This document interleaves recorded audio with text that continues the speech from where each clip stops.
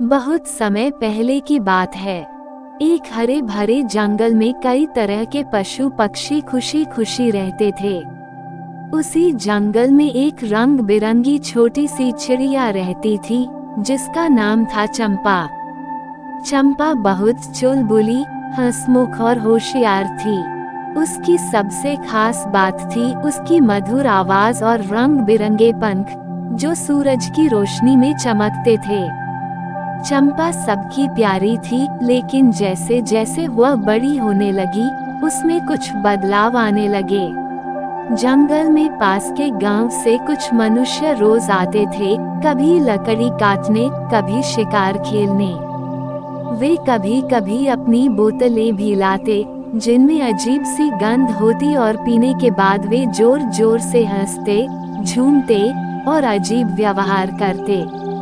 चंपा ने पहली बार उन बोतलों को तब देखा, जब वो एक बड़े से पेड़ पर बैठी थी और नीचे कुछ आदमी जश्न मना रहे थे।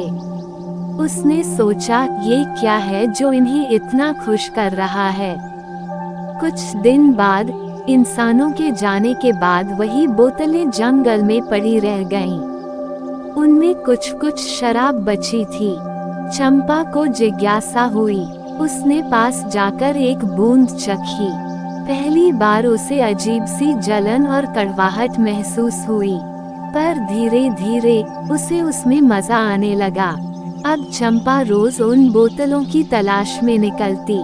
अगर कहीं शराब की बची बचाई बूंद मिल जाए, तो वो उसे चट से चख लेती।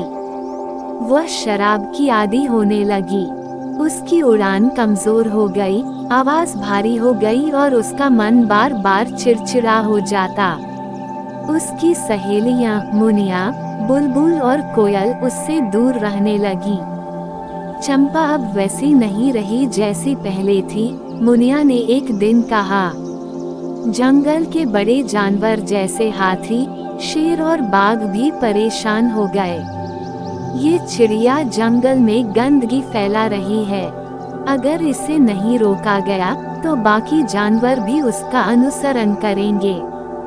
एक दिन चंपा बहुत ज्यादा शराब पीकर एक ऊंचे पेड़ से गिर गई।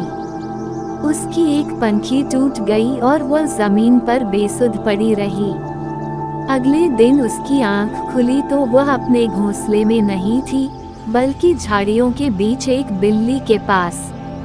बिल्ली उसे खाने ही वाली थी कि तभी मुनिया और बुलबुल ने आकर उसे बचा लिया। चंपा बहुत शर्मिंदा हुई। उसने कहा, मैंने अपनी जिंदगी बर्बाद कर दी। जो उड़ नहीं सकता, वो चिड़िया नहीं रह जाता। चंपा ने शराब छोड़ने का फैसला किया। ये आसान नहीं था। उसे शुरुआत में बहुत बेचैनी हुई, चक्कर आए, चिड़चिड़ापन हुआ, लेकिन उसकी दोस्तें उसके साथ रहीं।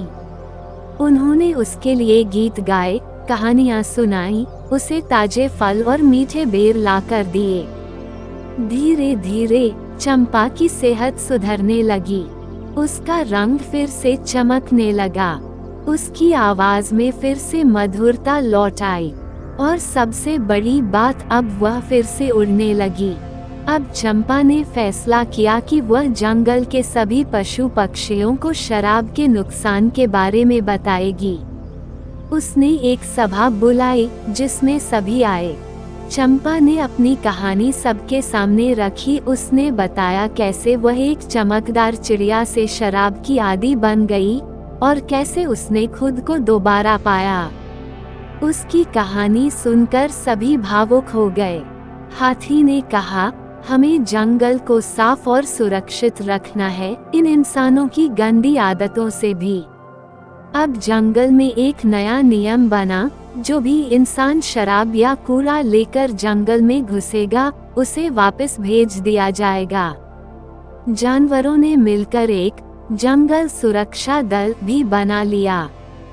चंपा अब जंगल की नायिका बन गई थी, न केवल इसलिए कि उसने अपनी गलती स्वीकार की, बल्कि इसलिए कि उसने अपने अनुभव से दूसरों को भी जागरूक किया।